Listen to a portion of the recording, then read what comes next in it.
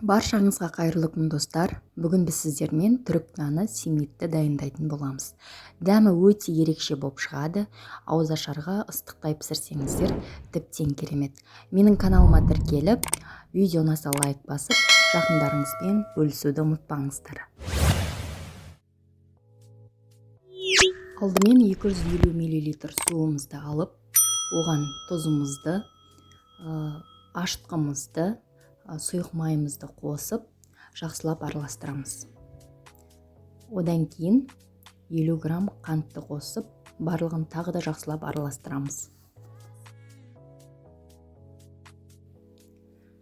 500 грамм ұнды осы қоспаға қосып, жақсылап қолға жабыспайтындай қамыр илейміз.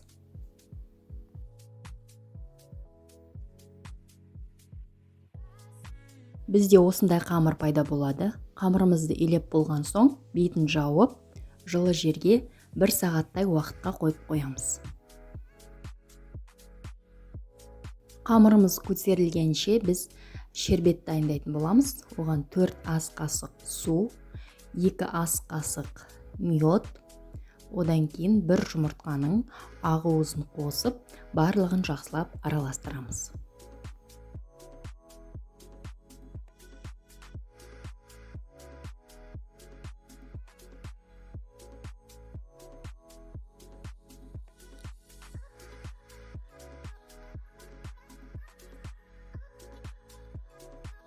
Алпыс грамм күнжутымызды алып, құрғақ табада 4-5 минуттай араластыра отырып қуырып аламыз.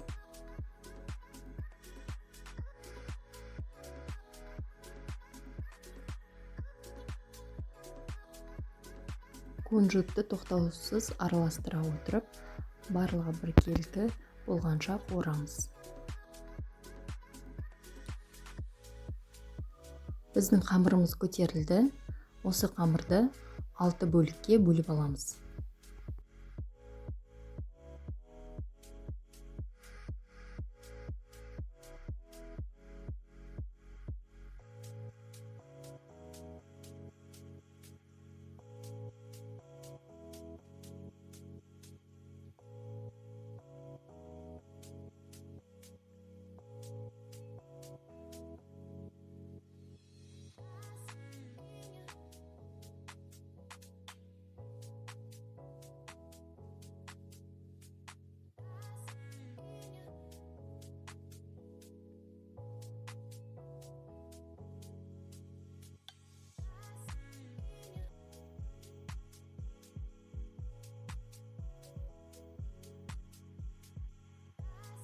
Видеодағыдай дәл осылай жасау арқылы қалған бөліктерімізді де жасап шығатын боламыз.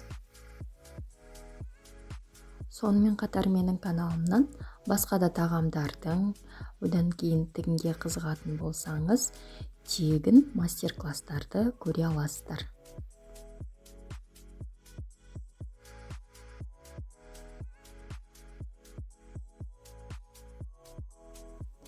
Мінекей түрік наны семит дайын болды. Формасы да өте ерекше, дәмі де өте дәмді болып шығады. Міндетті түрде дайындап көріңіздер. Видео түсінікті болды деген ойдамын. Түсінбеген сұрақтарыңыз болса, комментарийге қалдырсаңыздар болады.